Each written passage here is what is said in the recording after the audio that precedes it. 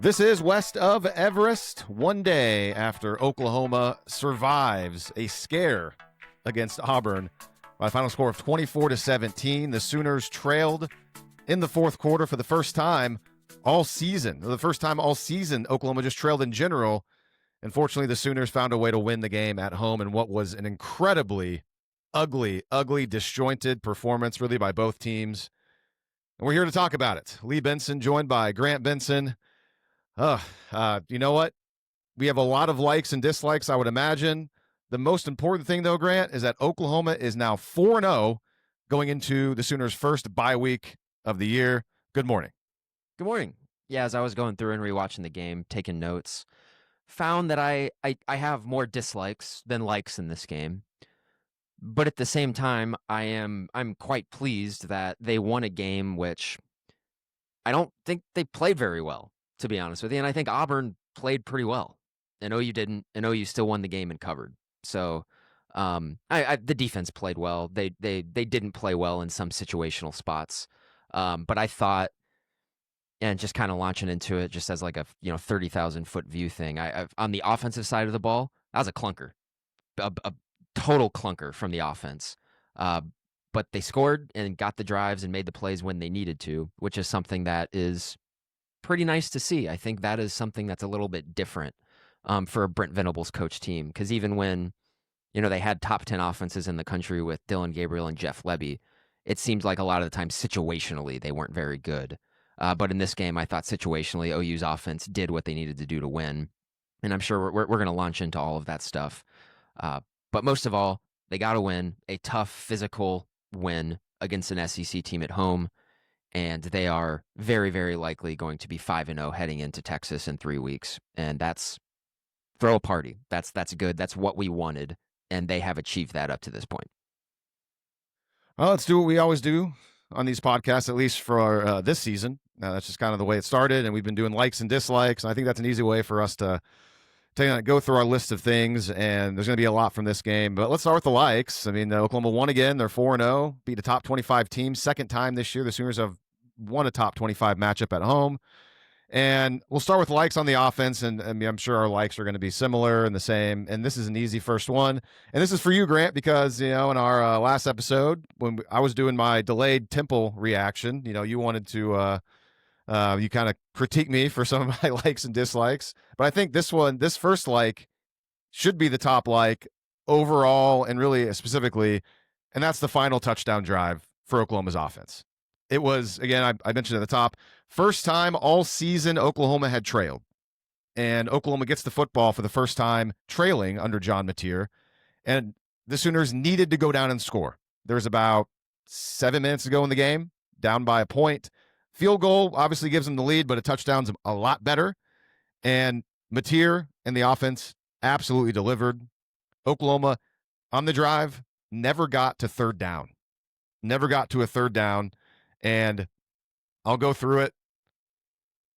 This is excellent. And there was it opened up with Deion Burke's like the 9-yard catch, and that was a situation where Oklahoma taking free yards. Burks had tons of they were giving him lots of room. They took the free yards to get a good gain on first down. And then there was a 4-play sequence that was the entire drive. And it started out with an Isaiah Satania gain on first down for 7 yards, a little in and out route. Great little exchange route there to get him 7 yards.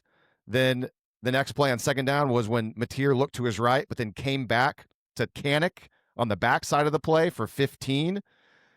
And then the next play was the slot fade to Isaiah Satania for 31 yards that in real time looked like it was incomplete pass. Then you started seeing the replays and it went to review, and the correct call was made. They overturned it. Satania did bring it in.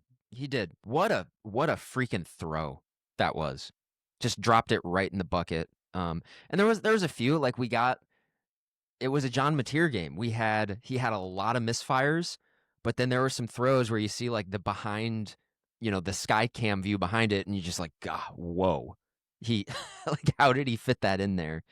And what a throw. That was great. I want to say situationally, right? Probably their best drive of the season when they absolutely had to have it. And I think it's a team that has a lot of warts, obviously, but there's just something when I watch them that's like, man, they got more.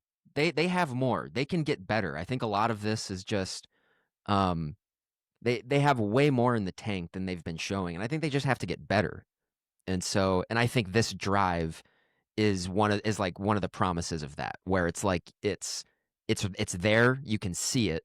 Can they put that together for a full 4 quarters? I don't know. I think that's gonna be a storyline as we go into the second half of the season, or this next phase of the season. But I want you to circle this drive as maybe that's the moment, hopefully, where the offense kind of found their rhythm and figured it out. And I hope that they can extend that into the next handful of games and then get better from there. And so it's a drive that it's consistent, though, with what we've seen. It's been only 4 games, and 2 of the games were against Illinois State and Temple. But against Michigan, you go back to that game, and there were some key drives where Oklahoma needed to do something, and the offense did. And I think back to the touchdown drive before the end of the first half, where Oklahoma went down and scored a touchdown to make it a 2-possession lead. Great drive there. The drive early in the third quarter, Michigan had taken some momentum back with that Justice Haynes long touchdown run. Now the drive after that, the drive after that, Oklahoma did not do anything. The defense picked up the Sooners, but then the next drive, whenever it seemed like, oh man, Michigan might be able to get back in this game, Oklahoma's offense went down and scored. And then, of course, the long drive at the end of the Michigan game, that was 8.5 minutes long when Oklahoma needed something like that. They put it together, and then fast forward to the drive against Auburn, where Oklahoma's trailing for the first time, and Mateer goes down and really drives him down relatively easily, and capped it off himself with a touchdown run where Deion Burks did a nice job of stonewalling the corner on the edge to help Mateer score. Mateer did a good job of breaking a tackle, splitting a defender, and getting into the end zone for the touchdown to make it 22-17. So that is obviously my first like. It makes you question where that was the entire game, because it was so easy.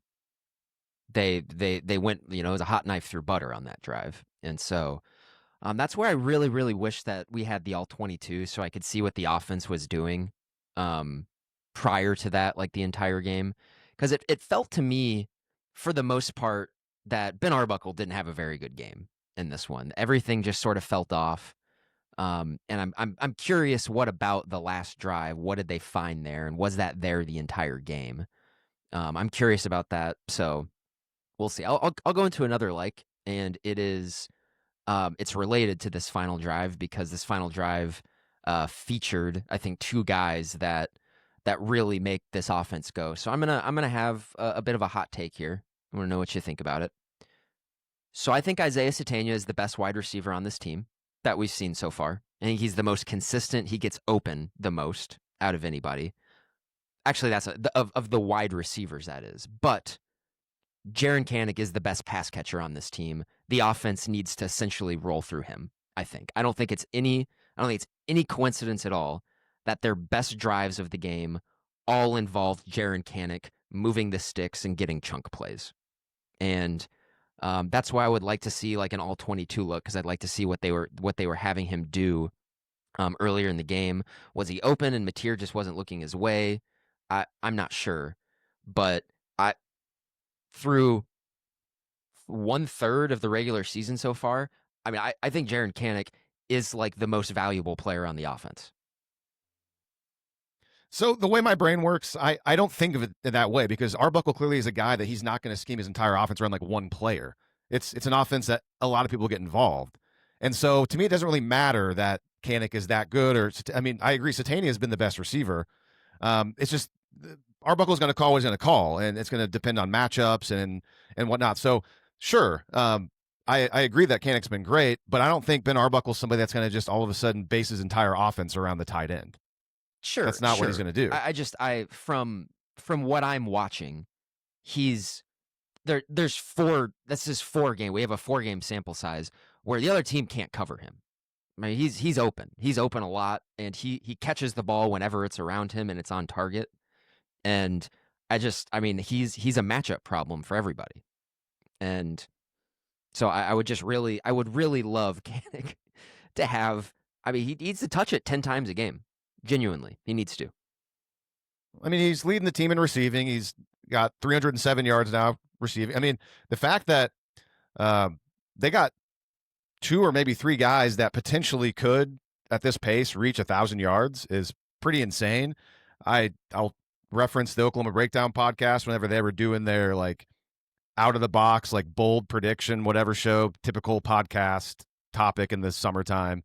And Teddy Lehman predicted that his bold take was that Oklahoma would not just have 1, but 2 players over 1,000 yards receiving. Well, that prediction doesn't look that crazy right now, which is insane. I thought that was nuts, especially based off of last year. We didn't know what we're going to get from Deion Burks. And all of a sudden, Jaron Kanik is leading the team in receiving, and Isaiah Satania is here as well. That's wild. And I think also cool. I'm happy about it. I think it looks very, very likely that in 2 weeks we're going to see the debut of Giovanni Gibson too against Kent State, I would guess. And we'll see, coming back from a broken leg, who knows what he'll look like. But can you imagine what if he just, again, and it's against Kent State, who is, probably one of the 4 or 5 worst teams in the FBS. But what if Giovanni Gibson looks like what everybody said in the spring? And I think that could really open up a new dynamic for this offense because he's big, he's physical. At least he was when I was watching his stuff from last season. So that's also something to look forward to. But yeah, I agree with you. I think them having 2 like 1,000-yard receivers, or I mean, maybe 3 guys who are like in the 900 thing, which would also be terrific. I think it looks very realistic at this point because I'm sure there's probably like on the schedule 8 games left. Like it wouldn't surprise me if Deion Burks has like a 170-yard game at some point in time, like a blow up game like that. Even Satania is something like that too, especially in this offense. So that's it's fun. I think their pass catchers are good, although they were, through too many instances in this game where they were invisible and things weren't going well. Which is why I would like to see why. Is that one of the things where you just tip your cap to Auburn for playing good defense and being prepared for the game? Or is it more of Ben Arbuckle kind of, I don't know, not calling a great game, or also John Mateer just kind of doing his John Mateer thing and not being super sharp until he is? So I think that can lead us to my next like. And so this is why I think it's really important for rewatches, because I, watched the game yesterday, didn't go to the game, watched it, even kind of rewatched the first half, like in the middle of the game at halftime, and then kind of, because I knew I went on to the franchise here in Oklahoma City, the flagship station of OU football, and our friend Brady Trantham invited me on to do the post-game radio show, so I knew I'd be doing that, so I wanted to be extra prepared immediately after the game. So I did a lot of rewatching, and then this morning, I rewatched the second half. And so I'll say, when I did the post-game show last night with Brady, my thoughts on John Mateer were like, yep, like happy about that last drive, but a lot of stuff where it was like, it could have been better. Maybe that was like one of those Mateer games where he just wasn't really on. And then when I slept on it and then rewatched it this morning, the second half, that's my next like. John Mateer's second half was terrific. And I was much, much, much more impressed with Mateer after, again, sleeping on it, getting up, rewatching it. Going into halftime, I believe, God, I have his numbers here. Pardon me, I didn't have this up. They were not good. I do know he completed his last 11 passes and 14 of his last 15. Here we go. Thank you. He was 8 of 16 for 104 yards, had that touchdown to Satania, which I'm sure we'll talk about. And he lost a fumble in the first half. After halftime, in the second half, Mateer was 16 of 20 for 167 yards and then that rush touchdown. He was great. He stood in well against pressure. I thought Ben Arbuckle had a lot of great calls in the second half. He was scheming up some blitz beaters, some crossers, so Mateer would have safety valve throws. And I got to give credit to Auburn's defense. They heated up Oklahoma quite a bit, and they sold out against the run. And for whatever reason, I'll save that for dislikes. But for whatever reason, Oklahoma consistently could not find things through the air. But overall, though, I think, even though I know you were saying some negative things about Mateer, and yeah, the first half wasn't great. And honestly, in the first half, and we'll talk about this in dislikes, it wasn't really as bad as I remembered it as I rewatched. But coming out of that rewatch, especially the second half, I feel a heck of a lot better about the way Mateer played and him moving forward because I think he's now, not surprisingly, I think he might be the odds-on favorite to win the Heisman. Whatever, it's 4 games in, but he really did play very well after halftime. I think he played well in halftime too. It's worth mentioning too that before the game-winning drive, they also drove it inside the 15-yard line down, ended up kicking the field goal on 4th and I think it was 4th and 2, which I'm going to be honest with you, I'm a huge proponent of not kicking field goals. I thought kicking the field goal there was completely defensible. I thought it was an okay call. If Auburn has to go on an 8-minute drive to score a touchdown where they get multiple pass interference penalties to extend the drive, and you get then whatever, tip your cap. That's just how it is. And so I thought it was defensible kicking that field goal. I don't, but also obviously defensible to go for it as well. I'm just thinking you better have a friggin' money play on that play. And I was like, I was kind of scared that they were just going to default to maybe just like a QB keeper or something like that, which Auburn they had that pegged the entire game. It was, you were right. Like Auburn came in with some sort of game plan of, we are stopping these early down runs to put them behind the chains. And it for the most part worked for them. That was OU got nothing on the ground in this game. I think the longest run of the game was like a 7-yard Torrey Blaylock run. Actually, no, the longest run was Mateer's 9-yard touchdown run. Yeah. So, anyway, I do kind of like though, that in the second half, they sort of just said, screw it with the run. And they just threw the ball, which if that's the case, that's fine. You can't run the ball. Don't even try. I don't care. It's hard to defend the pass, even when you know the other team is throwing. So just do it. That's what you're best at. And I think at that point, you tip your cap to Auburn and say, yep, you got us. We can't run the ball today, but you can't really stop this. And then boom, they go down and score. What's your next like? I don't really have a whole lot of likes on the offensive side. Oh, you're good. Of the ball. Okay. I really didn't. I don't. I'm very happy with the last drive of the game. I'm happy with the way that Mateer played in the second half. Happy with Isaiah Satania. Happy with the instances of Jaron Kanik that we got. Other than that, the offense did not play well in this game, outside of all those things. But I will say this, and we're going to, let's verge into the controversial territory right now. I do have one more like on the offensive side of the ball. The controversial play, the hideout play, good call. I like that play.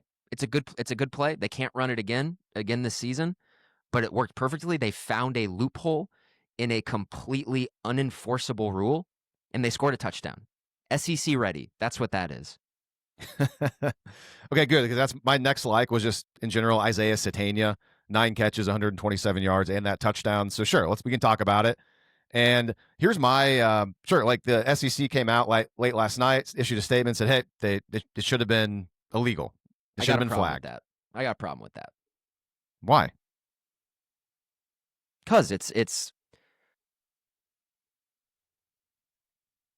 taints the win for Oklahoma, is what it does. And like I get it, like in the statement, it's very carefully worded. It doesn't convict Oklahoma of anything. It's talking about the referee crew. But I went and I've read the rule over and over. And the rule's unenforceable. It's a stupid rule. You can't enforce it. It's impossible because you can't get inside somebody's head. I'm not really sure how you're supposed to tell the difference between somebody subbing out and walking to walking to where they're supposed to line up. How are you supposed to do that? So here's the issue with the rule, and I actually tweeted it out in the middle of the game yesterday what the actual rule was, and then that's exactly the same rule that the SEC referenced. And the rule, it's not concrete enough. There's too much wiggle room on it because it references the very last sentence is the part that's Oklahoma definitely win against, and the very last sentence is, this includes any hideout tactic with or without a substitution. Oklahoma didn't substitute, but it says with or without. The problem is you go through the entire rule book, and I did yesterday, you search for the term hideout or hide. It's not clearly defined what that means in the rules.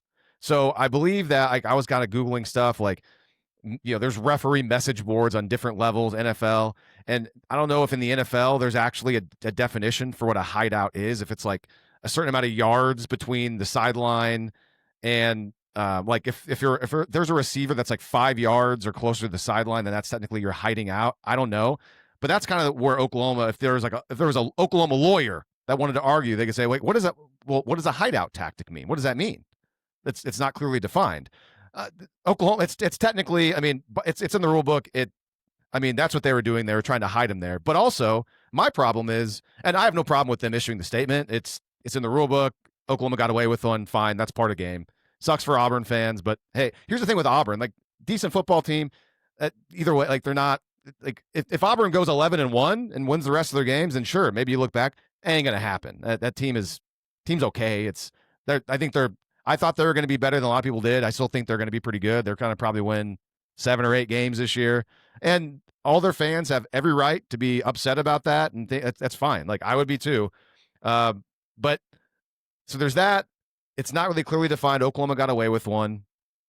The official. Let's talk about this angle. The official, Matt Austin, I think, on the broadcast, he needs to do a better job of explaining it. Dude, your job is to know everything about the rule book. That's it. And the way he was explaining it was so poor. Bring up the rule, reference it, tell your production crew, hey, bring up the rule so we can show it a graphic, and so I can explain it. Or he should just know, hey, according to Rule 9-2-2B, he didn't do any of that. And he was just kind of like, I know this is illegal, but like, it's like your only job is to explain the rule well and articulately, and he was very bad at it. And he was right, but he did a bad job of explaining it. Yeah. Okay, so I will say, I think OU, if I'm being intellectually honest, very obviously violated the spirit of that rule. But like by the concrete letter of the rule, they did not. I don't think you can. Matt Austin starts talking about body language. That's what I'm saying. Like he did a horrible job of explaining it. If we're trying to interpret body language if you have to interpret body language for this rule, then you can't enforce it. You cannot enforce it at all. Because like I said, how do you determine when somebody is pretending to sub out or just walking near the sideline to talk to a coach? In my mind, it's on Auburn. Count. Where you know there's supposed to be 11 guys on the field. You only see 10 in the box. What's wrong with you? The referees never came out to stand in between the thing. OU did not sub. This is on Auburn. When you're a corner, you're always, you got to be looking all the way across to the sideline. You're responsible for that part of the field. Your corner, like you got to see it. You got to be every single time. You got to be looking. You got to scan. You're the outside guy. That's why I think that's genuinely why I think, and like I like to attribute this. I think Ben Arbuckle's a smart guy, and I think that's a loophole in the rule, and I think they know that you can't enforce it. And like when the bullets are live and the game is going that quick, not possible to enforce that. And like you said, I totally get Auburn fans being upset about it, and the SEC coming out and issuing a statement is just going to make them more upset. And that's why I think it was just I didn't like them doing that. But also it could be a thing. Like I thought the officiating crew in that game was a clown show. I mean, like how many penalties were in this game? Like just an unbelievable amount. I think there was like 22 or 23 for like almost like 185 yards. Yeah, it could have been something like that too, where it's just like, man, the SEC is like, yeah, we have to call out that specific play. But also, I mean, it was a sloppy game, and the officials absolutely played a part in that. And so, I guess my last take on this is that, sure, whatever, OU tried to exploit a rule, which they did successfully. Which, hey, that's what it is. They did use deception. I don't know, like there's a lot of deception in football, and in my eyes, like I don't think doing that in the spirit of everything is that much different than a defense. Like if an offense substitutes with like 15 seconds to go on the play clock and a defensive lineman just walks slowly off the field, that's the same effing thing as far as I'm concerned in the spirit of all of this stuff. And that's never been called once. So OU doing this and then being called out about it by the SEC, I don't care, like at all. I don't think it taints. Well, you just said that you didn't like the statement. Like that's where I'm at. I don't. It doesn't matter. It doesn't bother. Like it happened. So like Oklahoma won the game. Oklahoma's a better team than Auburn. They just are. Yeah. They are. But at the same time, I'm putting myself on the other. Like if that happened to OU, if this same thing, sure, like I'd be mad, like, oh man, like come on, ref, because like the ref was there. They gave the thumbs up to Satania. Like the ref like didn't catch it Oh, you because did everything clearly it's right. like a because he never left the field and he's on side like he's and so my thing is I think I would be more mad about Auburn's like OU's defense, like scan, like look, figure like that you got to prevent that from happening. I think that's where I would be if the shoe was on the other foot. Like yes, I would be mad that the refs missed it. The refs should be able to do their job, but also come on, like you have control over that. If you notice that, scan, do your job, look and see, make sure that you're accounting for everybody on the field. Absolutely. And like you're allowed to line up super wide like that. That's not against the rules. And Satania, he pointed at the ref, he gave him the thumbs up. Presumably, if the ref was like that's illegal, he probably would have been like, no, no, no, no, no. I know what you're doing there. Get off the field. And he did Or he not. just would have thrown the flag. He'd have thrown the flag. But yeah, you're right. Like if the ref does, that's typically when the ref gives you a thumbs up as a receiver, then you're good. Like you're supposed to be good. And so yeah, I understand Auburn fans being upset, and they lost the game. So of course that's something they're going to hold on to. And I'm a passionate OU fan, and that's certainly happened to me and prior or to us in prior games as well. And you just add on, and they feel really cross about that fumble being overturned where they scored a touchdown. I just have to say that's just again the scourge of slow motion replay. That it gives you a warped sense of what was going on there. Do you want to talk about that now, or do you want to? Because I have that for grab bag topics at the end of this. Yeah, let's do it in the grab bag. Let's get back on topic. Sorry. Okay, so next like for me, and I actually just added this in the middle of the show because I just thought of it, and I'm almost done with likes for offense, but I like that John Mateer didn't really take any egregious hits in that game. I feel like he was pretty They clean. Didn't run him really. They didn't really, yeah. I mean, like he got hit a little bit on the touchdown run, fine, but like I think he came out of that game probably feeling pretty good. There was one play where he took a hit kind of low. He got rid of the ball. There was a nice rush by Auburn. I can't remember, but like that's all I can kind of remember of him kind of getting hit in the pocket. And so I like that. I like that he against a really good defense, a good front four, good front seven. He didn't really take a whole lot of shots. That's good. Another like I have, I didn't write this one down, but it just kind of came to me. I thought for the most part, offensive line did not do a good job in blocking up the run. I thought in pass protection again they were pretty good for the most part. They gutted it out though. All the injured guys, Michael and Weewoo. And so it's exactly what we said on Wednesday night is, man, you find a way to get out there and you play because you're about to get 3 weeks off.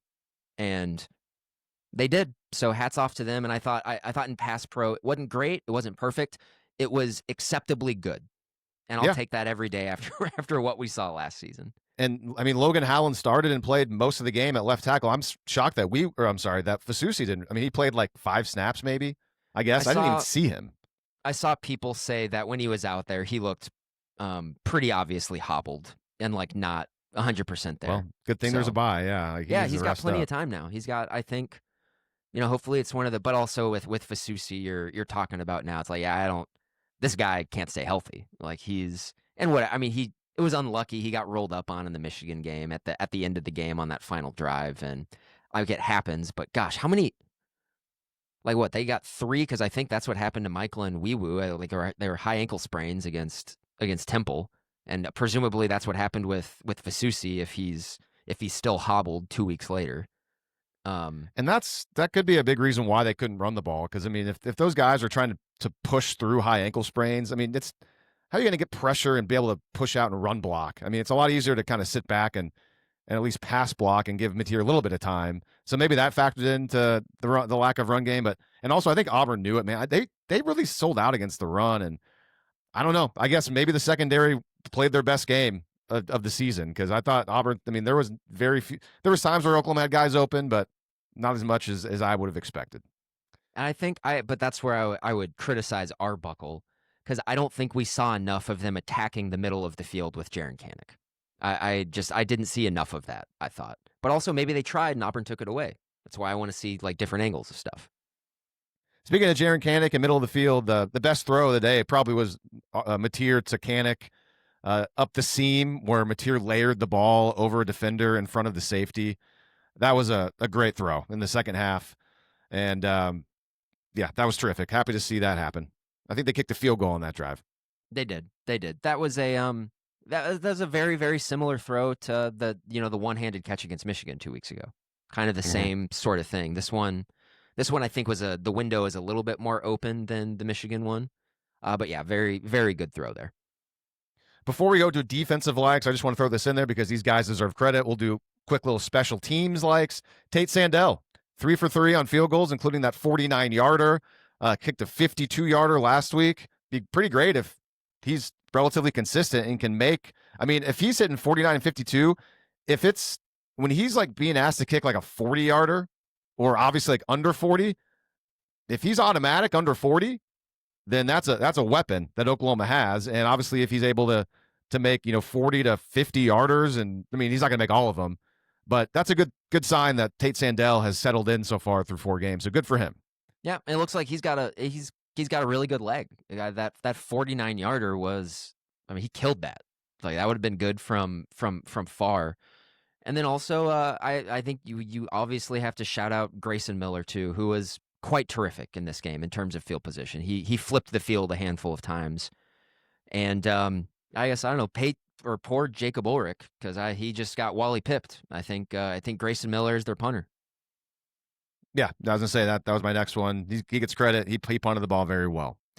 All right, over to defense, defensive likes. And do you want to start or do you want me to go? I can start. Why not? Okay, because I started the Let's last do time, it. so I'll give you the chance. So I'm going to start with this. I'll start with this because I think it's important. There's a lot to like about the defense. Lee, OU held Auburn in this game to a 30% success rate, 25% under their season average, and they were amongst the top in college football in success rate coming into this game. Auburn had to scratch and claw for everything that they got. And I realized I had not looked up yet because I love yards per play. So I'm trying to figure it out right now. Oh, I was looking at it last night. It was like 4.2 or something like that for Auburn. 4.2. Yep, nailed it. Wow, that's great. I mean, they came in averaging what, like 6.5, 6.6? Because like OU was less. Like OU came in only averaged like 6.3, I think. No, Even OU though was the better. offense.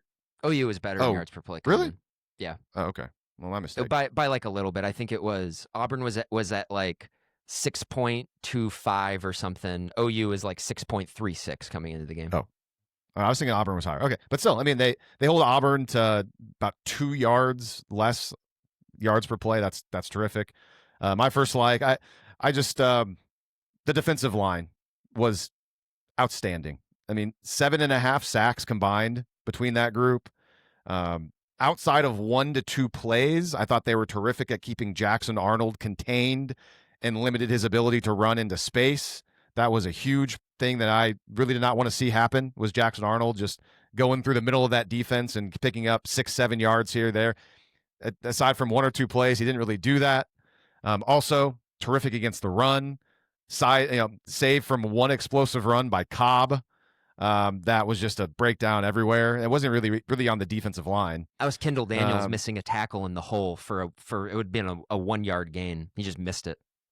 And then a couple linebackers getting there late, and then Peyton Bowen and Robert Spears Jennings. It was a comedy of errors there.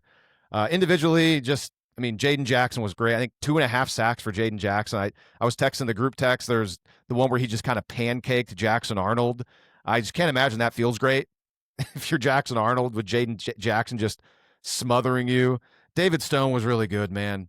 He was good. He was everywhere. Holy crud, was he good. Grayson Holton late in the game had a big sack, and I know Dominic Williams played really well too. And then obviously our Mason Thomas in only one half of football just had a huge impact on the game in many, many ways. So yeah, I mean that's right here, in order on my list. It says David Stone was magnificent, Jaden Jackson was magnificent. I got a hot take for you, and this is almost certainly far too hot. This take can melt steel beams for sure. And this is not, but I'm just like I'm an OU fan who's excited about what I saw. Hot take: does OU have the 3 best defensive linemen in the SEC? Jaden Jackson, David Stone, and R. Mason Thomas. David Stone. I haven't watched enough SEC games to be able to answer that. But I think Jaden Jackson is, through the first 4 games, is legit first team All-American type guy. And what I saw from David Stone in this game is just like, just give it to me right into my veins. Like I am, how can you not be excited about him? And so on that final drive of the game where OU was up 22-17 and Auburn had to drive the length of the field, I mean, the D line just completely took over. Completely took over. I and really really great to see our Mason Thomas. Like I remember, in the first half, OU getting Jackson Arnold on the ground a lot in the backfield, and I was just like, man, I really feel like our Mason Thomas is going to be very effective in the second half if this first half is any indication, and that was the case. And that sack, the safety at the end of the game, that was just awesome. That was freaking awesome. What a great moment for OU football. He just would not be denied. Him running through the offensive lineman and the running back trying to chip him. And it was great. I would love for people who were there, I'd love like how electric was that place when that happened? Because on the TV while watching it, it seemed like it was really loud. And like that was a moment where everyone in the stadium just kind of collectively lost their mind. Because I did. I lost my freaking mind on that play. That was awesome. Kind of like my reaction to it reminded me of the Jaden Gibson catch and run touchdown against Iowa State 2 years ago, where he just like ran over a few people and dragged a guy into the end zone. Like, and it was like in garbage time. They were up by like 4 touchdowns already. But I was just like, fire me up, Big Daddy, for sure. And that's how I was on that final 4-play sequence when Auburn was backed up was just awesome. Was so awesome. I think it was Fire me up, Big Daddy, huh? it was all of those guys on the defensive line, each of them making a great individual play on that 4-play sequence. David Stone, Grayson Halton, R. Mason Thomas. I can't remember what the other one was. Yes. Give it to me. Oh. Obviously, we don't have the audio, but you're right. Yeah, the crowd, crazy. Freaking It sounded awesome, very loud man. on television. Just fired up. Fire me up, man. And before that, Grayson Halton had a big sack where he twisted and brought down Arnold and kind of did a little flex and scream, and really exciting. But between that safety and then I'll go into my next this is connected to R. Mason Thomas. I like that R. Mason Thomas got a sack on just the second snap he played in the game, and the crowd on that sack sounded maybe almost exactly the same as at the end of the game because everyone exploded. And I don't know if it's everyone knows that R. Mason Thomas, obviously they knew he missed the first half, so that's part of it. It's his first time back in the game, and he came into the game without a sack, and so everyone knew that. And then he sacks Jackson Arnold, who did what Jackson Arnold does and holds on to the football way too long. And there was a cool photo I saw, like a still photo of him coming from behind on Arnold, like with his arms out, like he's a giant eagle getting ready just to swarm. Or that's not a great analogy, but yeah, that was cool. So I like that. I like that happened. And while we're on the second, I like that Oklahoma's defense forced 3 and outs on Auburn's first 2 possessions of the second half, which was very important. Big and 5 total for the entire game. 5 3 and outs against a functional offense. And Auburn is a functional offense. Is really good. So happy to see that. And there were other drives that were like 4 or 5 plays and out too. So they like outside of the drive, and we'll definitely get to that into dislikes, like Auburn's 8-minute drive to take the lead in the fourth quarter. I thought Auburn did not consistently stay on the field at all. Everything that they got were just explosives. They were relying on that the entire game. I thought, you take away Auburn's 4 most successful plays of the game, which they count and you can't take them away. But you look at the success rate and everything like that, OU holding them to 30%. I think those are outliers in what happened. And I was doing the math last night, but if you take away their 4 most successful plays, they had 69 snaps in the game. Take those away, the other 65 snaps, they were around 2 yards per play. So, wow. OU's defense is, it's going to remain. It remains to be seen, when they go up against like a very functional passing offense, which at this point in time I think is going to be Ole Miss. It is the first time that they face something like that. We'll see when what they look like when that's the case. But it's pretty easy for me to say at this point in time. I think OU's defense is absolutely amongst the best in college football. They are really good. You can't run on them. Auburn, you can just look at Auburn's game plan. They went into this game thinking we can't run on these guys, and we're going to have to throw it around. Yeah, I mean they tried. I mean they wanted to keep things honest, but they couldn't. And that's, I mean, OU didn't give up the run last year either. And the problem was Peyton Thorne just carved him up through the air. Jackson Arnold had a lot more success through the air than I would have liked to see. We'll talk about that in the dislikes. Outside of What him you holding got? on to the ball 10 times, or or getting sacked 10 times, which I'm going to bring up OU It was record 9, for by the way. It was 9. he was sacked 10 times. They changed the stat. It was 9. Did they? Yeah. All right, so it just They had just tied what the happened record? was they just tied it. Yeah. What happened was I guess they had given a sack to Marvin Jones Jr. on that one where he horse collared the guy as a penalty. And so they made a mistake, and so they took that away. And then so R. Mason's sack at the end was the 9th sack. Okay. I do also want to say on that I was pretty upset about the Marvin Jones Jr. call originally, but I did go and look at the rule, and you can't you don't have to have your hand inside of the collar. If you grab the nameplate, it's horse collar, which is frustrating because if that is the rule, which it's the rule, I looked at it. They missed a horse collar on Deion Burks in the second half because he absolutely grabbed the nameplate, which by the rule you can't do. So, but whatever. So we already talked about that last drive. We're on defensive like still. Obviously, the dominance of Auburn's offense on that final possession. Oklahoma's defensive line, just defense was great. Like Auburn did get a first down on that drive, and they still went backwards, and Oklahoma got a safety. Like that's how dominant it was. I forgot until I rewatched. Like, oh, they picked up a first down, and then they went backwards. There was even a moment where I was kind of like confused and like I'm not sure if this is smart. Where I think it was a David Stone tackle for loss or like tackle at the line of scrimmage, but there was a holding penalty against Auburn, and Vinny decided to accept the penalty, which made it 2nd down and 20 as opposed to like 3rd down and like 11 or 3rd and 10. And Venable's like, nope, we're going to put him backwards. Like, I mean, I get, and it ended up working out for him because it was 2nd and 20, and then Auburn false started, made it 2nd and 25. And then on 2nd and 25, I think might have been the Grayson Halton sack to make it 3rd and 28 or something like that. So it ended up working out. I think the 2nd and 25 play where it looked like Jackson escaped the pocket, but David Stone got him down for like no gain before he was able to break away. And that was a huge play. And then I think the next play after that was the Grayson Halton sack, and then it was the R. Mason Thomas sack.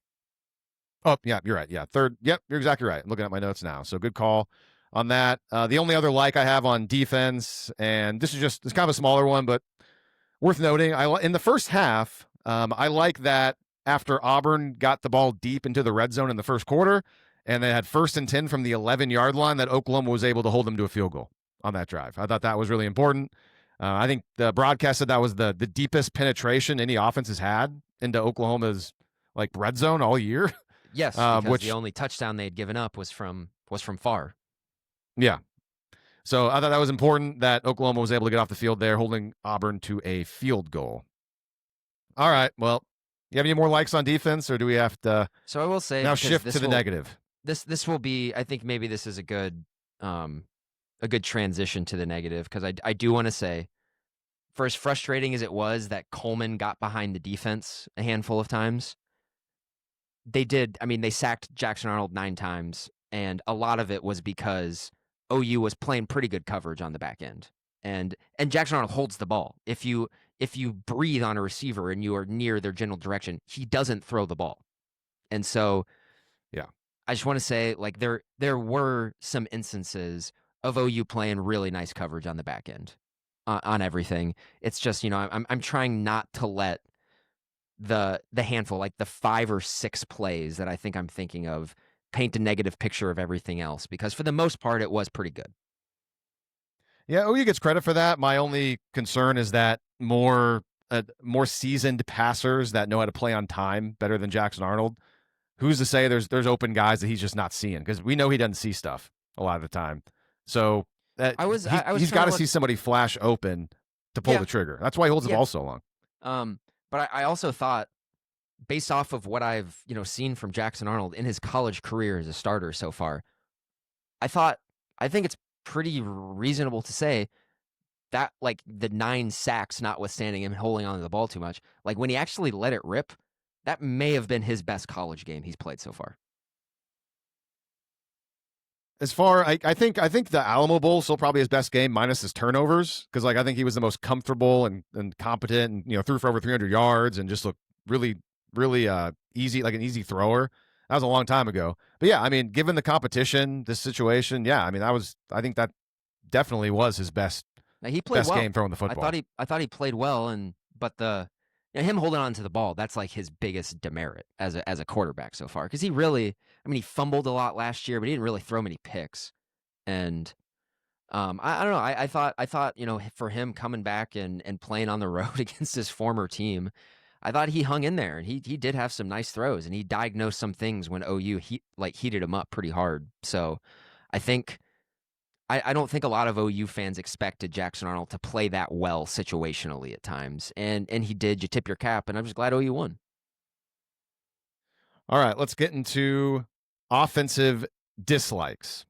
And first up, I talked about how much I liked Mateer's second half. Well, I think it's an easy start to this. Mateer in the first half, didn't like that. Missed some throws. I was tracking it. It wasn't as many as I thought when I rewatched it, but there was one, in the opening possession, there was one up the near sideline to Deion Burks. I think he could have hit Burks in the hole. He missed that throw. The biggest one was on a third down in the second quarter. Kanik was open over the middle of the field, and Mateer just, his poor mechanics, I think, betrayed him there, and it was a bad throw. It should have been a first down conversion. Obviously, the turnover, the zone read exchange, that fumble after they had kind of gotten something going there. They had a couple of big plays, and then boom, the fumble that stopped any momentum. And then I also saw a couple instances where he just wasn't seeing his check down. He was looking down the field, wasn't checking the ball down. He had some open running backs in the flat in the first half. That got better after halftime, but in the first half, I just don't think Mateer is really seeing it very well. So I did not like the way he played for the most part in the first half, but we talked about it early in the show. He made up for it and played a lot better after halftime. Yeah, that was my first and I said on my notes, I said through the first 3 quarters, but I kind of agree with you that the second half was largely pretty good from him. But I said through the first 3 quarters, this was a John Mateer clunker. We got you kind of called it on the Wednesdays. Like, how do we know that this game is not going to be the one where he's just like off? And he wasn't awful in this game, but in the first half, he wasn't sharp. He definitely was not sharp. You have, and I think pointing out the drive where it seemed like OU was really going and they were about to put together their best drive of the game, and then boom, he fumbles. And it's just like, it's a stupid little ticky-tack, dumb fumble that just can't happen. And that just completely halted all momentum. Wasn't it 10-3 at that point, or was it 10-10? It was 10 to, I'm pretty sure it was 10-3. It wasn't 10-10. Auburn had not scored yet. Oh yeah, because Auburn scored right before the half. It was 10-3. I can't remember. I'd have to go back and look. Let me look. Yes, it was 10-3. And so you're rolling. You get a couple of explosives in the pass game for the first time, and it looks like you got some momentum going. And that's a moment where it's kind of feeling like, maybe if you're an Auburn fan, the game is like teetering at that point. OU goes up 17-3, and you're really forcing Auburn to only beat you through the air. Like, that would have been a moment where OU could have started to separate. And that's one thing. It kind of feels like that's happened a few times this season, where and like OU has largely won these games comfortably until today, or until yesterday. But when you have a moment where you can separate and you're actually humming and you're running pretty well, and you fumble like that, and it's not even a forced fumble, it's just something that you did that you just weren't, that you need to clean up. That's frustrating. Very frustrating. Yeah, and I will say, this is, because I had it in my notes, I forgot to mention it. You said you thought it was 3 quarters of bad material. No, it was about the midway through it was the second possession of OU's second half.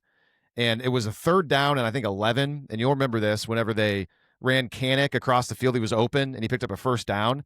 It was that completion that really kick-started the rest of the game for Mateer, and he was really good. I think people were tweeting about it. He was like 16 of 17 or something like that. The last 17 or something like it was, or maybe it was like It was he had 14 one of or two 15. incompletions. It 14 was of his really last good, 15. and so that was kind of the start of really good play the rest of the way.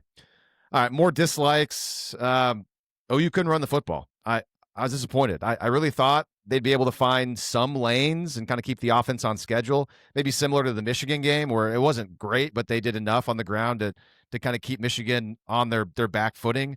By the fourth quarter, it was, and maybe even earlier than that, it was, and you referenced this earlier, it was Arbuckle was like putting the ball in Mateer's hands and like, hey, like we can't run the ball. You got to essentially, our short passing game has to be our run game. Like quick, get the ball out. And Oklahoma did a nice job with that. It's just, I was disappointed. I really wanted to see some other running back become a thing. Blaylock couldn't get anything going. It was Blaylock and Barnes. I mean, didn't even see Xavier Robinson at all. And I brought this up on the franchise postgame show, and there's maybe not even any reason to talk about it anymore. But I mean, Jaden Ott didn't even play. So he just, maybe we can put that to bed already until we he's maybe not a see thing. him. He's not a thing this year. So you just live with it and you move on. But while I'm watching it, and a lot of it probably had to do with the offensive line being banged up, and then also Auburn's strength of their team is their defensive front. And so you just tip your cap in that sense. But also, yeah, OU is not a good running team. They're not. And it is what it is at this point in time. And I think you have to, but they do other things well, and I think you need to lean into that.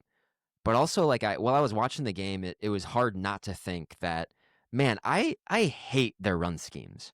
I just I don't like them. They're slow developing when they really shouldn't be. I would prefer if they run an offense where it's just like one gap and you see it and it develops quickly and you just hit the hole really quickly for 2 or 3 yards, move on to the next play. Like the whole they and like I get it, you want to attach the read for Mateer to be able to pull if you want, and if that in that sense, like a lot of the time it has to be a little bit more slower developing. But I don't know, like in this game, it just wasn't working at all. All right. Sorry, I was looking in my notes trying to queue up a video to play at some point, but we can dive on. And Go ahead. that note too, I wanna throw out there. This is something that because I guess it's technically a run play, but I wanted to. There was a play in the first, I believe it was in the first quarter, where OU picks up. I think it was a little flat pass to Kanik for 9 yards, where he ran over a guy, and they needed 3 guys to bring him down, like it always is with him. And he picks up 9 yards on the first play of the drive, and it's 2nd and 1. And the very next play is like a reverse to Isaiah Satania, which did not fool Auburn at all. And so like my dislike is reverses are stupid. They never work. Burn that part of the playbook. They don't ever work.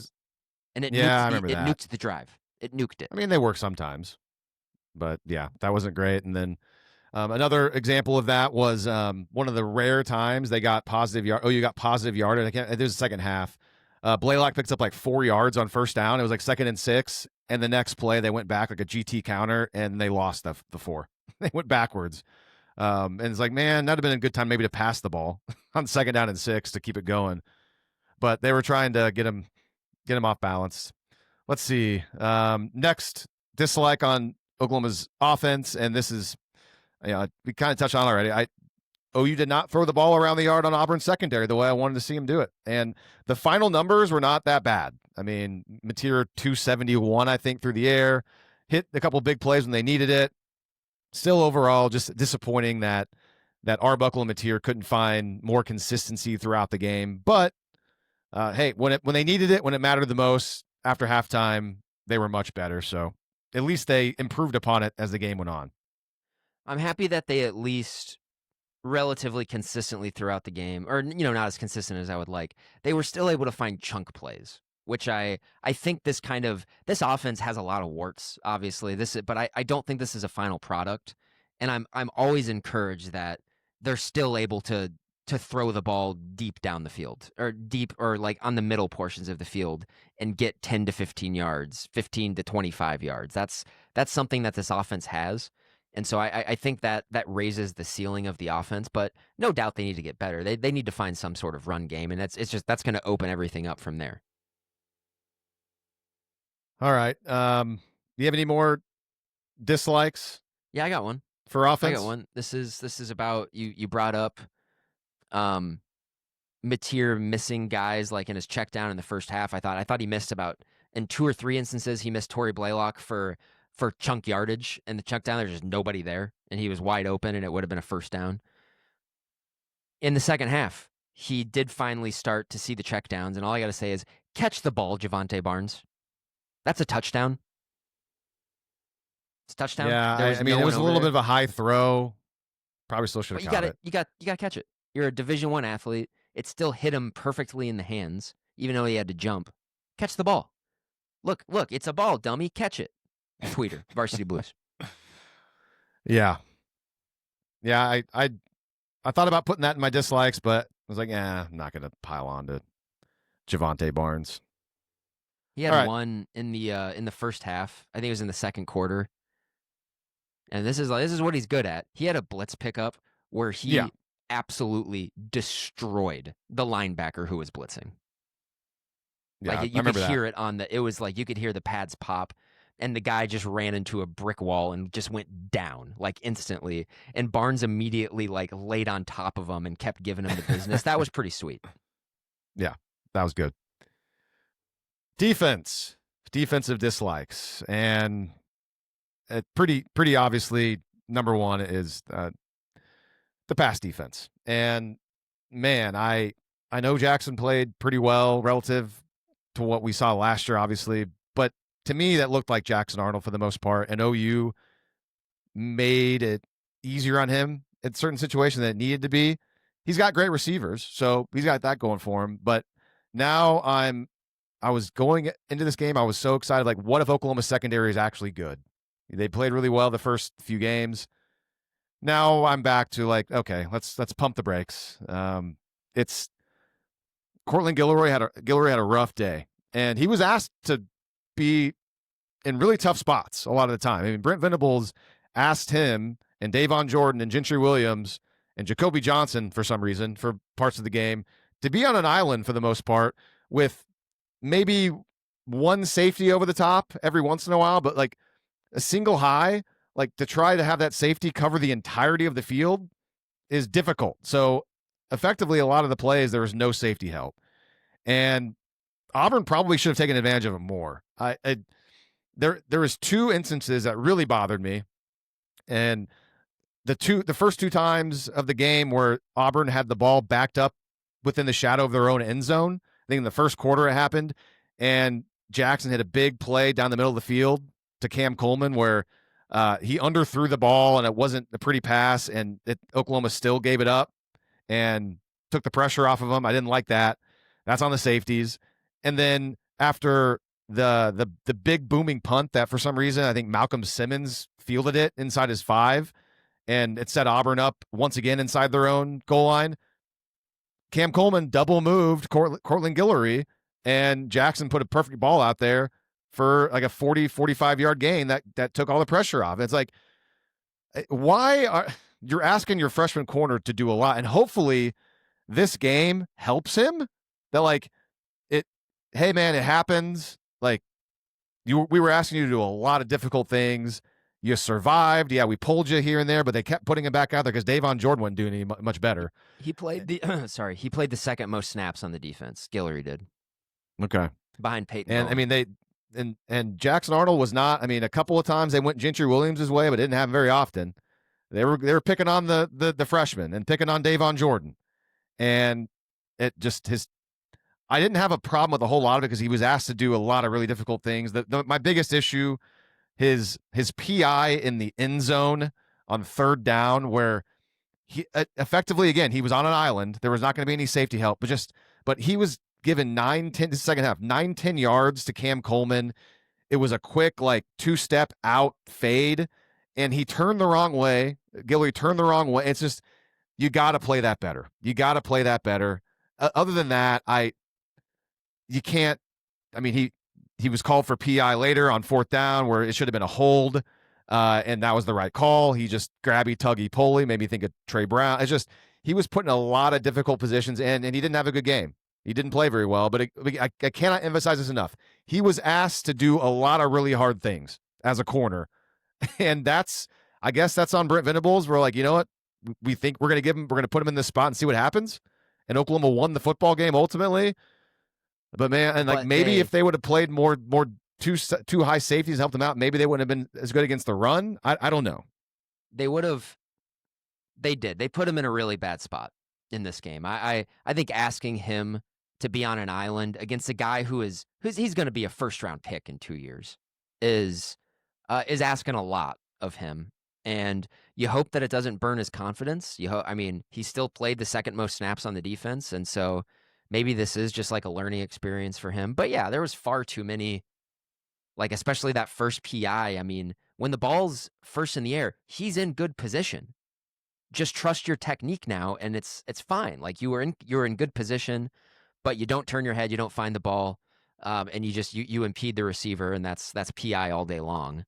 And then the one on fourth down on the drive where Auburn took the lead really bugged me because I just there was no world in which that wasn't what Auburn was going to do on that play.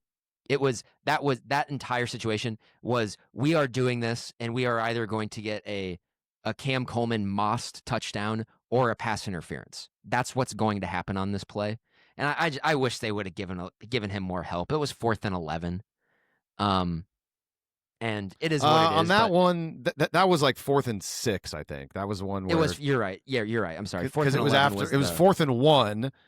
They false started, but it looked like if they wouldn't have thrown the flag, Oklahoma had to stop.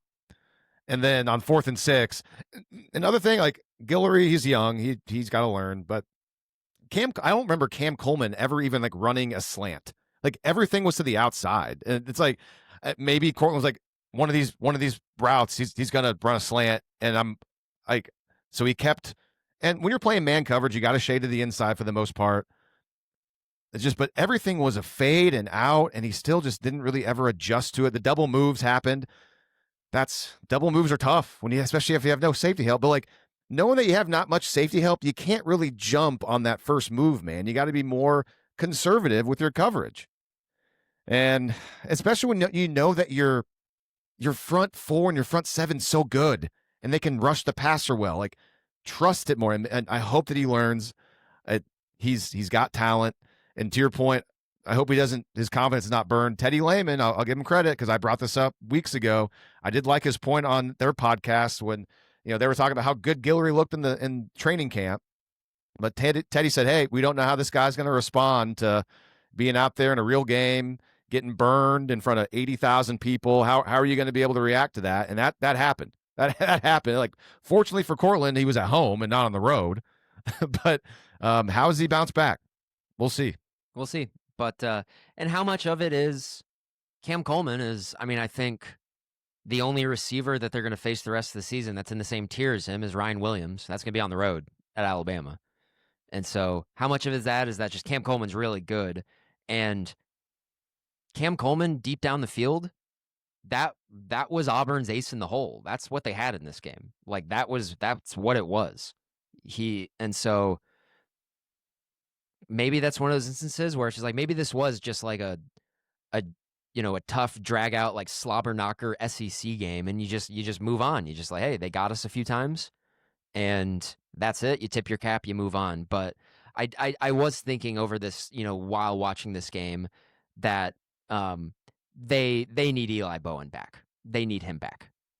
They need another body there because I don't think he can play Davon Jordan. I don't think he's very good at this point in time.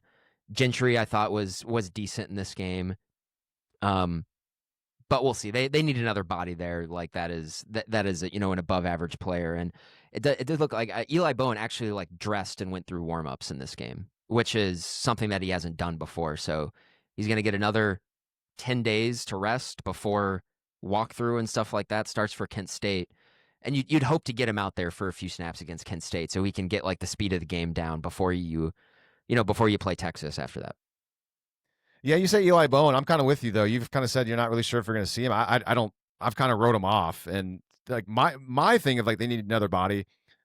They need Kendall Dolby more, and he was in for a few series. I'm looking at the snap counts for PFF. It says he played 41 snaps. I don't remember seeing him that much. No, he didn't. He did not play that often. Crazy. Because he was out there at corner for like maybe a series or two that I noticed. But other than that, I don't remember seeing him for 41 snaps. That's the guy that, like, it's discouraging that he wasn't the other player coming in for Guillory most of the time. It was Davon Jordan and then Jacoby Johnson. Again, Jacoby Johnson's just he didn't I didn't get think he asked too was. much, but I there don't. I was a don't like. couple of plays where I think he missed a tackle and then he gave up, I think, a pass. But it's like I don't know why he's in. So Kendall Dolby is kind of the extra body that I want to see kind of get more and more healthy because him not playing as much as he did against Temple, or like maybe he just doesn't have his legs underneath him. I hope he can get healthy because if he can play corner and be that third guy, because we know, I mean, Gentry's going to probably get banged up again. He's going to probably miss time. They need him. But yeah, I mean, if Bowen can get back, great. I mean, that would be great. It's just, it's going to take him a long time, man. Like, he's not playing. He's not practicing. I mean, it's been, since the Navy game? That's wild. I will say, I did want to share my screen because this was a situation where kind of goes more to the pass defense and a situation where OU got fortunate they were playing against Jackson Arnold. So this was the snap right after the long, 44-yard run. Cam Coleman double moved Davon Jordan, incomplete. Why is Davon Jordan on an island against Cam Coleman? Well, they pulled Cortland Guillory and Davon Jordan was the next guy, and this was great stop, go, and Jackson you can't miss that throw if you're Jackson. Like, that game should be 17-13 Auburn with 3:53 in the third quarter. OU dodges a bullet there. That was huge. And then there was also one in the first half, and this kind of goes back to poor pass defense. I mean, that should be a touchdown. In the first half, there was one where Jackson overthrew Cam Coleman again. I'm not sure if it would have been a touchdown. It would have been at least an explosive play. Boganowski was the deep safety. I don't know if there was supposed to be another safety too high. And I can't remember the other, if it was either Bowen or RSJ, if he got sucked inside. And Boganowski wasn't really supposed to be on that side of the field. He was just the last guy. Or if he was just the single high and he was late to get over. I don't know. But that was another one where, fortunately, it was Jackson Arnold throwing and not a better passer who could just lay it out there for the future first-round pick. And after that Cam Coleman, the one I just showed, the next snap, Jackson missed a wide open crossing route that would have set up an easy 3rd and 2. And so as well as Jackson played relative to what we're seeing, he still missed some throws. And he looked like Jackson Arnold, and Oklahoma was fortunate enough that that's what happened in that game, because if not, it could have gone a different way. Let me see here. I got some other dislikes. A lot of it is like situational stuff. Giving up the Auburn touchdown drive at the end of the first half, very annoying. Just situationally, that's annoying. The situationally, again, we talked about it, allowing Jackson Arnold to run for a first down on 4th and 11. That's can't happen. I mean, that's the number one threat on that play outside of Cam Coleman. And I don't know what's happened. Like, I think they sort of had like a spy-ish on him, but it was Owen Heineke. And hey, like, Heineke's played well this season. He had a sack where there was no spy on that play. There's no, but no it was spy on that play. It was Heineke who missed the tackle on him that allowed Arnold to pick up the extra like 6 or 7 yards to get the first down. And I'm just like, in that situation, I really would prefer Kip Lewis to be on the field in that situation. I don't think that's what I remember. I watched that. They had 4 guys rushing. It was up to the defensive line to contain him. There was, once he got past that, there was like nobody there until he got tackled. So I think in a situation like that, and sure, I mean, you're up to that point, your D-line's been playing great, so you trust him, and I get it, but I just think situationally, like, Jackson Arnold is, you know him. He is going to look to escape and run. That is what he wants to do on that play. And I just situationally, I'd like, and like, again, Heineke has been good this season, and he had an opportunity to take Jackson Arnold down, but then that's where he's just faster than him, and that's where I was just like, in that situation, I'd really prefer Kip Lewis to be on the field, like especially if you're going to drop him back into coverage. Kip needs to be on the field there. I don't remember. I mean, you're sure Kip was not in the game on that play? Seems like shocking. The linebackers were Omasigo and Heineke. Now I kind of want to find it because I don't remember that at all. Actually, I just found it. Here we go. We can watch it. How about this? All right, back up. Let's all watch it together. This is the beauty of our new podcast, YouTube TV. All right, so let's see. Looks like Kendall Daniels is probably right there. Outside guys. You got Heineke single mugging, which is like his bit. That's like their pressure package on 3rd and 4th down. Coming out. See, nobody's spying him. You're right. Heineke was out there. Nobody's spying him. The front four's got to keep contained. They don't. He comes out. Here's Heineke right there. And now my internet apparently stopped. Well, it stopped at the perfect punt because you saw Heineke coming up on. It's tough. Let's see if it works. Okay, yeah, I see what you mean. I mean, that's. Oh, come on. Come on, right YouTube there. TV. That's as perfect, though. It doesn't matter. It's perfect. It shows you exactly. He's been given. He's on target there. All right. Well, we'll stop sharing. I do. Okay, fair. I mean, I doubt. Yeah, I'd prefer to have that be Kip Lewis. That good call. I did not recognize that Kip Lewis was not out there for that play. That's a situation. That's wild. It's just situational. And again, Heineke has been good in those spots. Heineke's been good rushing the passer for the most part. And he had, in the first half, he had a play where he got chipped by the running back and he didn't quit on the play and he got up and he sacked Jackson Arnold. That's a really good play. But in that situation, I think you saw Owen Heineke's limitations. And Kip Lewis is an NFL player. Have him on the field there. Owen Heineke's not going to play in the NFL. Kip Lewis is. How dare you? What if Heineke is an NFL player? He is not. He's a nice college player. Let's see. Other defensive dislikes. Nothing really specific here. I feel like tackling at times was not great, but that's kind of like a just throw away whatever. I mean, Auburn's offense is not bad. How about this? I mean, this was a storyline going in. Still no turnovers. Still no takeaways. Catch the ball, Peyton Bowen and Kendall Daniels. Hey, look, it's a ball. I'm going to catch it. Peyton Bowen, it would have been an acrobatic INT. But the thing is there, man, like that was the play immediately after the first Cam Coleman explosive up the field where it looked like Peyton Bowen did not get deep enough and then allowed the underthrown pass to be completed. He could have immediately made up for it if he would have somehow came up with that pick. And if he keeps his feet, he scores. Why did he jump? I don't know. Like he read it. Like Arnold's really poor accuracy actually helped him there because Bowen must have read his eyes and jumped the route. So that was great. It's just, it was behind him and he didn't catch it. This is a perfect example. I mean, it's a little cliche, but it's true, man. That's why DBs aren't receivers, man. Like they're not used to having the ball come to them. When you're a receiver, you're expecting the ball. When you're a DB, you're not. And the best DBs are always expecting it, man. Always expecting it, and they want it. And then, of course, you're referencing Kendall Daniels. Tipped. And, like, it's not easy, but it's like, dude, you're a super athletic freak player. Like, it's just kind of fluttering. Catch it. I'm always saying, it hit him in the hands, and he's wearing those gloves, which are like stick 'em. Catch the freaking ball. So, yeah, no takeaways, no turnovers for Jackson Arnold still. Good for him. No, and I will say at this point, like, you know, Bill Connolly of SP Plus always, like, he's boiled this down to the numbers and everything, and he's, you know, he talks about havoc plays, which are sacks, tackles for loss, passes defended is another one, and OU's havoc rate are astronomical, are through the roof, and as a purely statistical measure, the fact that OU has not forced a turnover yet is like an unbelievable statistical anomaly. Which you hope that means that they'll come in bunches when they really, really need them. That would be dope. Yeah. But also, it's like, is it one of those? Because like I feel like even when the defense was bad for Brent Venables in 2022, they were forcing a lot of turnovers, and they forced a lot of turnovers the first 3 years. And is this just a situation this year where I don't know, like the football gods are saying, not going to get a lot of them this year? I mean, but they hadn't needed them yet. That's the thing, is like they're so good. Yeah, they'd be helpful to get them, but they're 4-0 and they don't have one, and the defense is still terrific.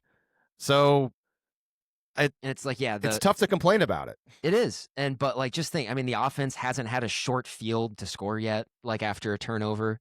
It's like that. I mean, that, like the way that just swings games is overwhelming, and it hasn't happened yet for OU. And you think, you know, you keep doing it. You keep up with the havoc plays. That would be the statistical argument of it. If you continue up the havoc plays, stats and football history say that they will come, and they will come in bunches. So just keep at it. And they should have had 2 in this game. They should have had 2 picks in this game. Just catch the ball.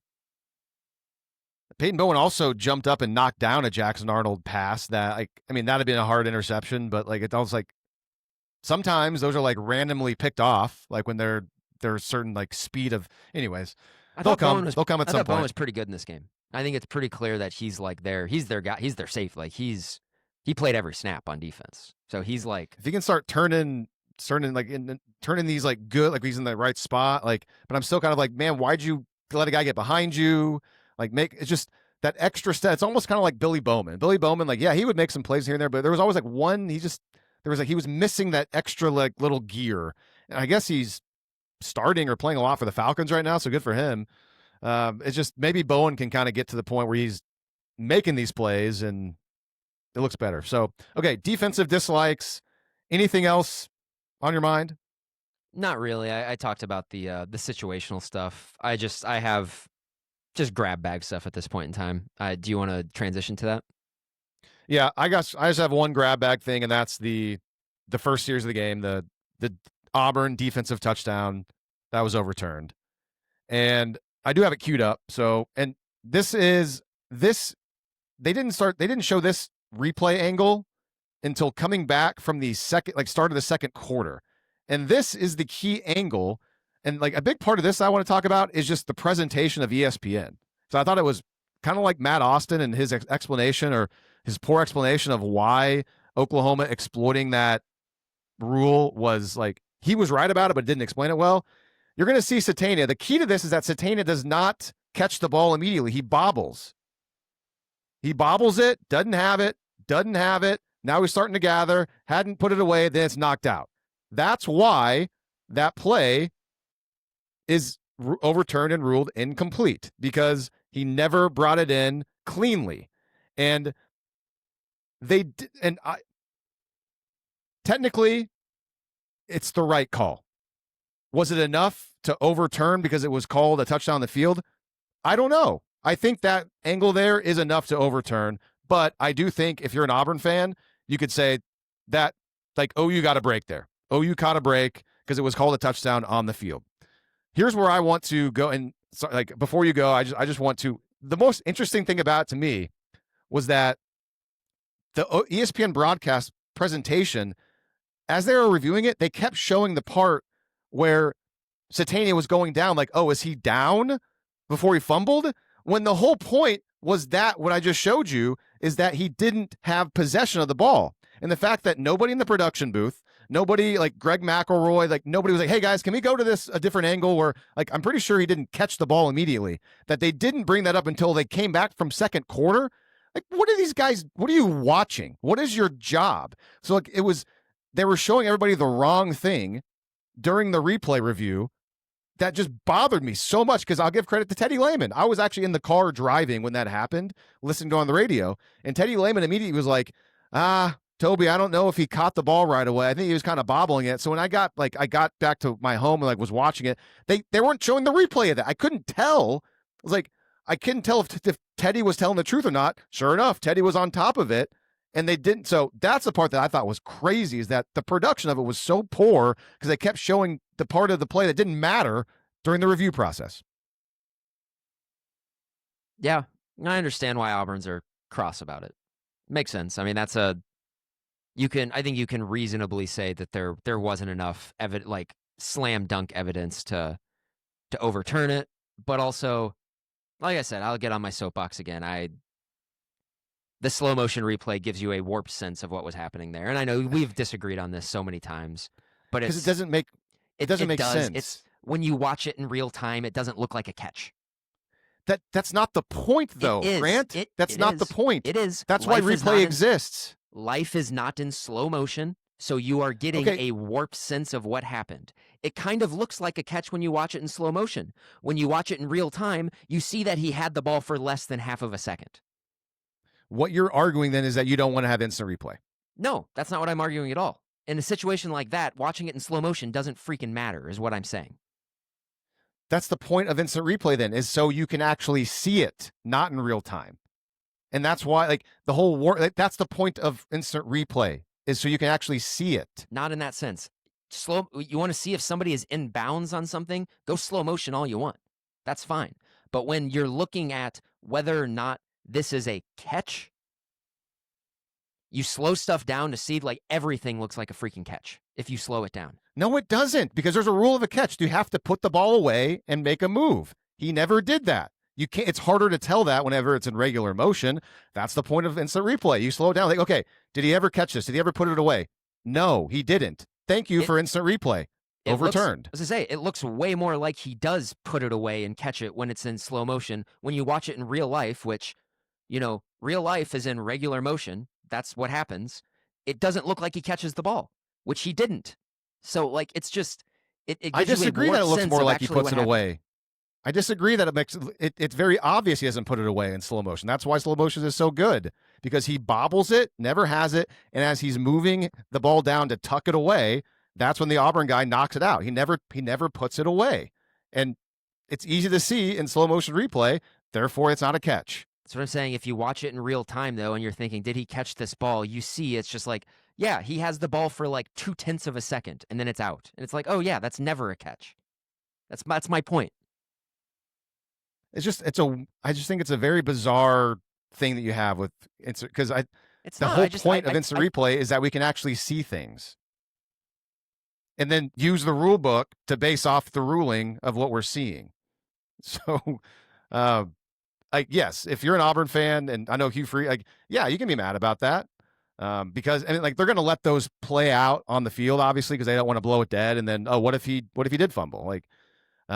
I think it was the right call. I think it, by the rule, he didn't catch it, he didn't bring it in. Either way, I mean, Oklahoma got points off that. They got a 49-yard field goal. I think that whole stoppage definitely stopped the momentum of that drive. I think Oklahoma was moving the ball okay on that drive. And by the way, that was another one of my likes. Ahead. They largely looked like crap on the first drive and still got points. That's good. Points are good.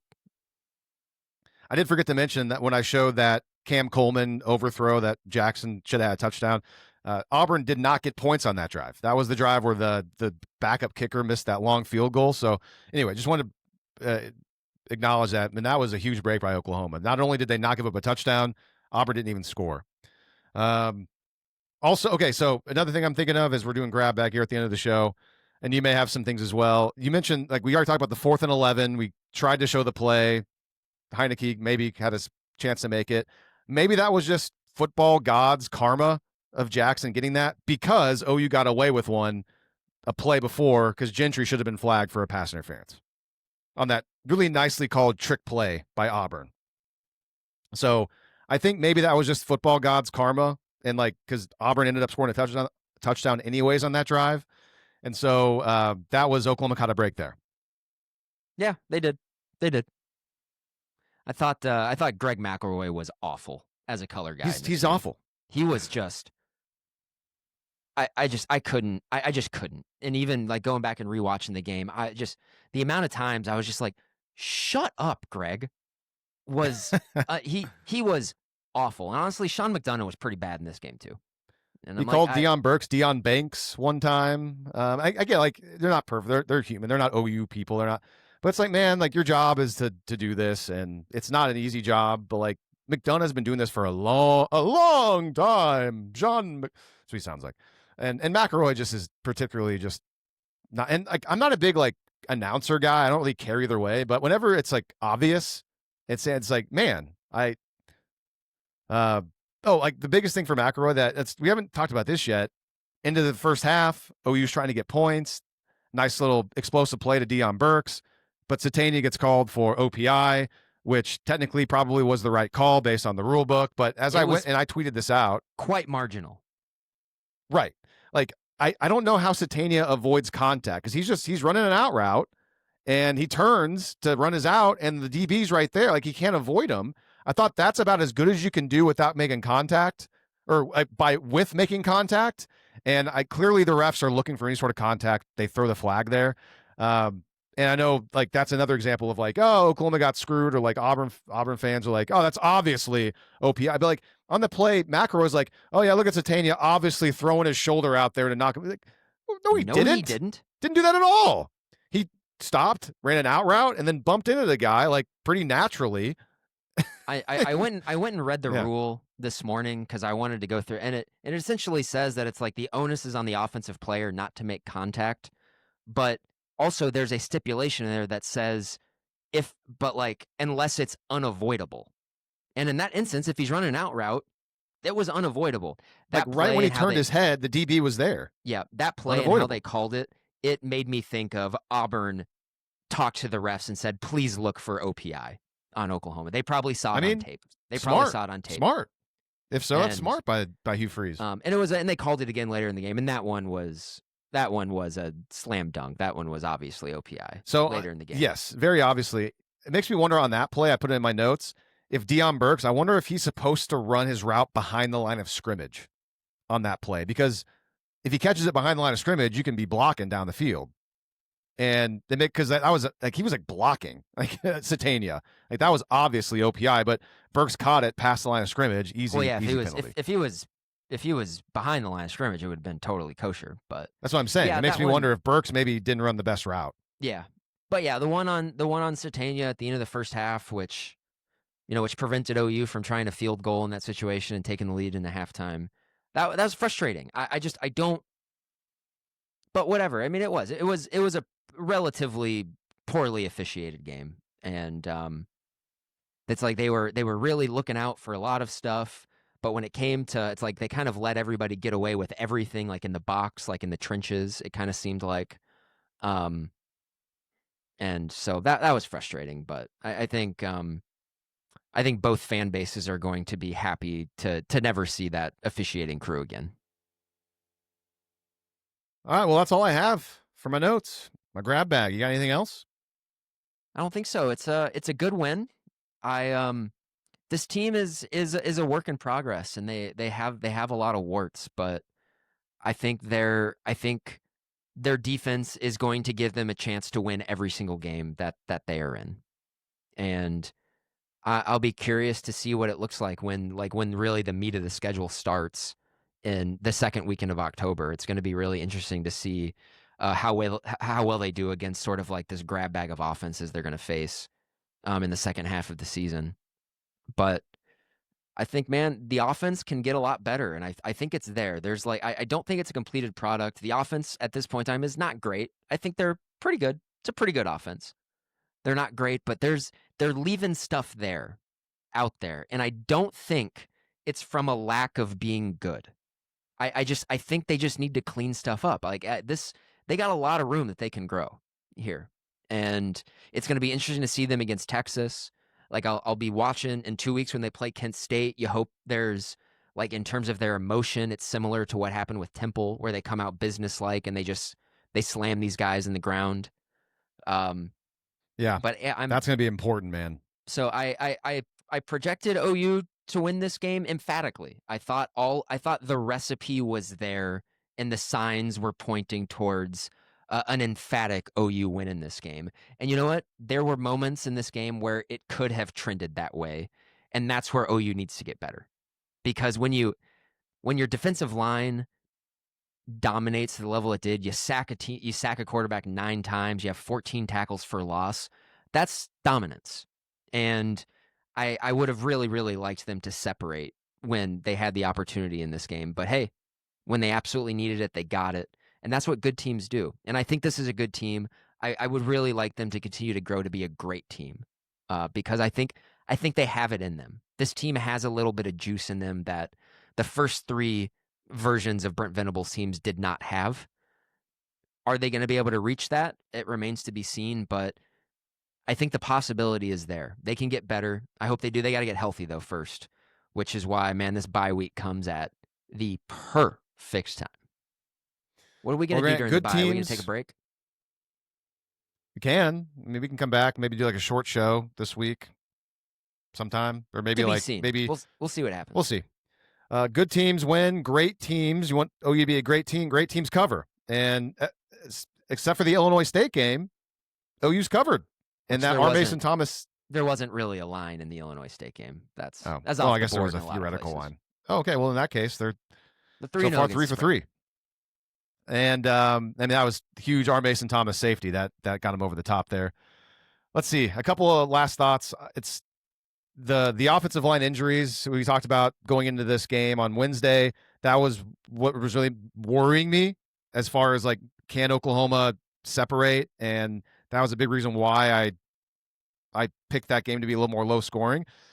And for the second straight game, I correctly predicted the amount of points Oklahoma would score. I feel pretty good about that. That's probably never happened on this show, consecutive games. I don't know I have that kind of power. So just going to use that power. Got to be responsible with it. Got to bring it out in the right time. But yeah, I'm happy they won. It's a team that I'm very, again, the rewatch helped. Batir got better as the game went on. I like that.